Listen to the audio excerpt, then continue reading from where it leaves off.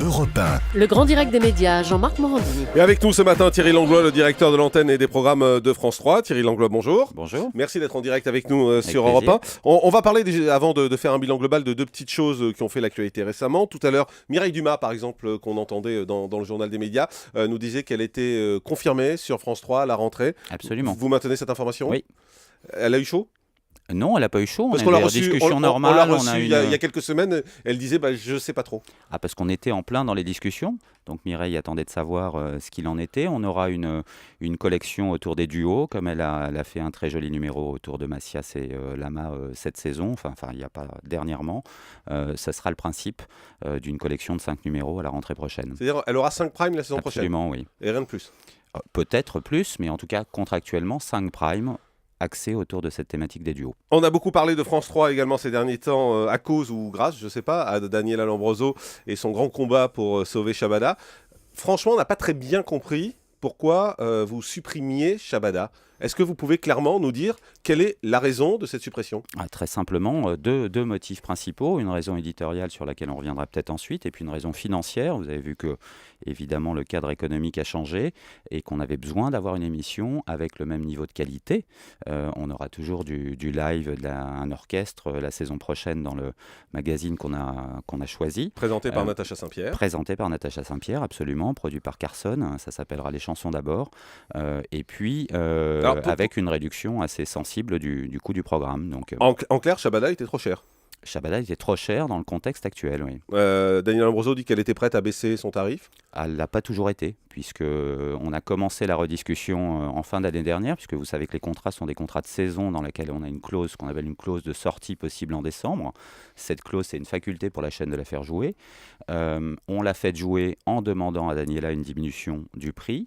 Elle a fait un petit effort, mais pas suffisamment par rapport à ce qu'on lui avait demandé. Et donc, à ce moment-là, on lui a également indiqué que, dans ce cas-là, on repasserait par une consultation à laquelle elle pouvait participer, ce qu'elle a fait d'ailleurs, pour un nouveau magazine musical dans la grille de rentrée. C'est très clair, Shabada était trop cher donc. Et deuxièmement, vous dites une raison éditoriale ? Oui, une raison éditoriale. On essayait d'avoir quelque chose d'un peu plus moderne, un peu différent de la proposition qui était celle de Shabada, qui a très bien fonctionné pendant quelques années, 4 ans sur France 3, mais on pense qu'on peut faire mieux. Daniela Lambroso n'est plus animatrice sur France 3 ? Non, la rentrée prochaine, non.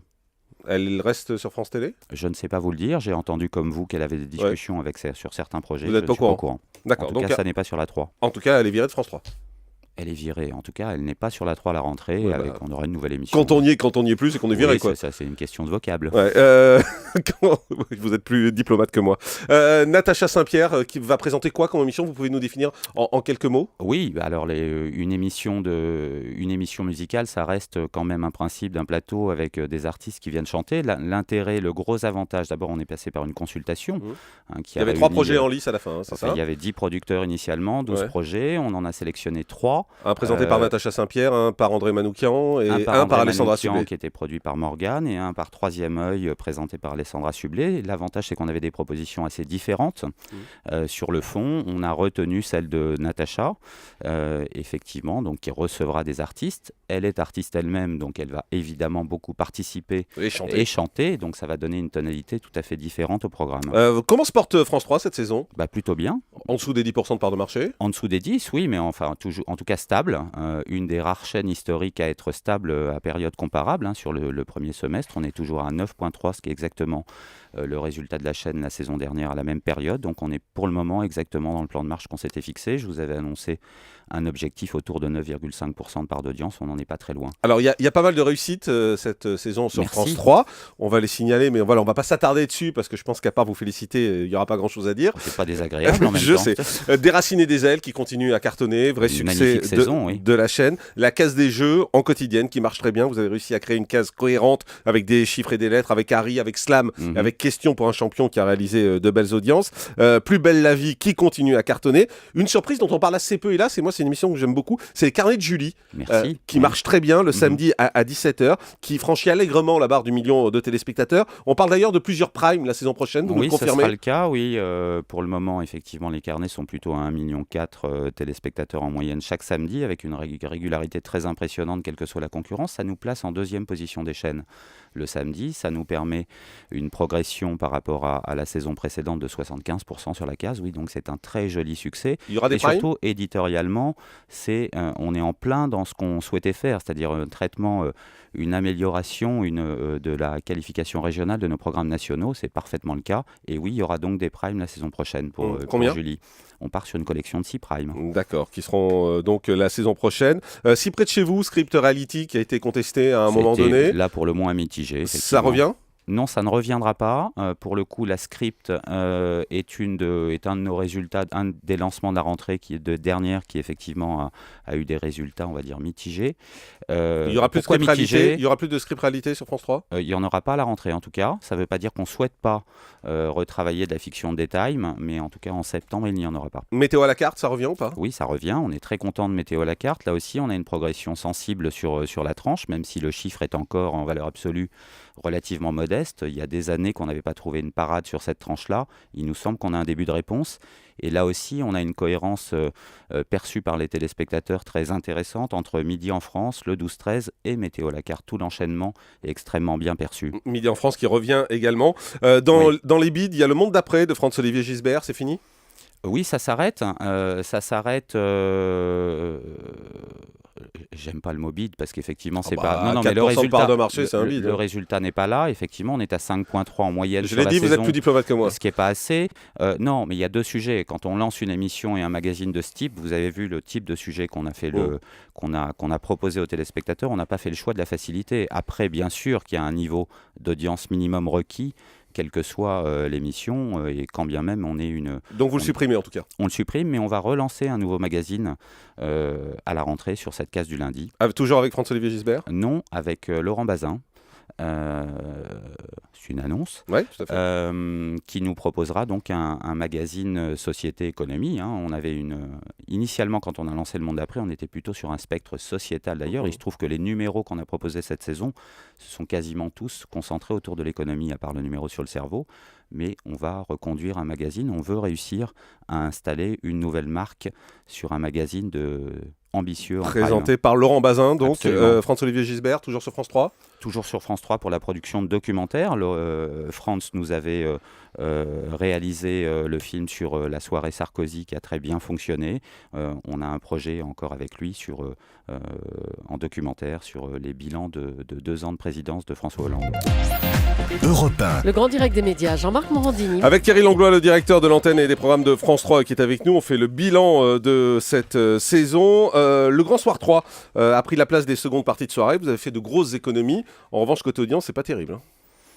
Côté audience, entre 6 et 7% de part de marché. Oui, ce qui est plutôt... on était à 5,2 sur le Soir 3 précédemment en lundi-jeudi. Ouais. Donc on est d'ores et déjà au-dessus.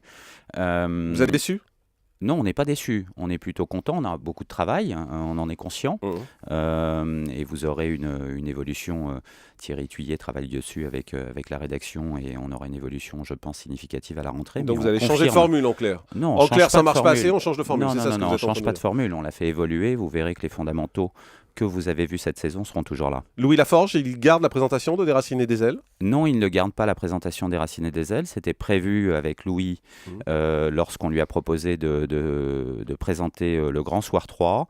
On avait convenu d'aller jusqu'au bout de la saison pour la présentation des Racines. On avait pu aménager la production du magazine parce qu'on avait peu de numéros encore enregistrés. Ça n'était pas possible sur une saison complète. Et donc, qui va présenter ? Ce sera Patrick de Carolis qui reviendra sur Déraciné des ailes. D'accord. Patrick de Carolis qui revient donc comme présentateur. Absolument. Sur France 3 après avoir été grand patron de France Télévisions. Il l'était déjà puisqu'il présentait le Grand Tour cette saison pour nous. Produisait. Et donc qu'il produisait le Grand Tour, ce qui n'est pas le cas d'ailleurs Déraciné des ailes, en tout cas sur une partie des documentaires.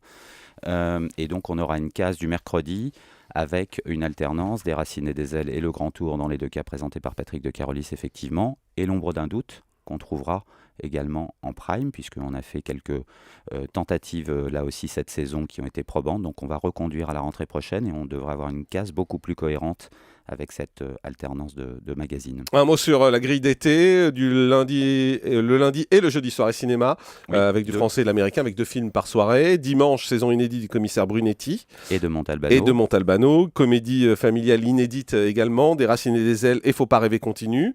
Et Thalassa le vendredi aussi. Et Thalassa le vendredi, là les audiences, bon... Non, là aussi, c'est plutôt sous les 10%. Ah non, c'est pas sous les 10. En moyenne, c'est à 10,4 précisément la saison de Thalassa, ce qui est un résultat inversé par rapport à la saison dernière, où là, effectivement, on était à moins de 10. Et ce qui nous plaît, c'est qu'en plus, ça n'est pas lié, ça ne vous aura pas échappé, vous qui êtes un technicien de la programmation, à l'allongement de l'émission.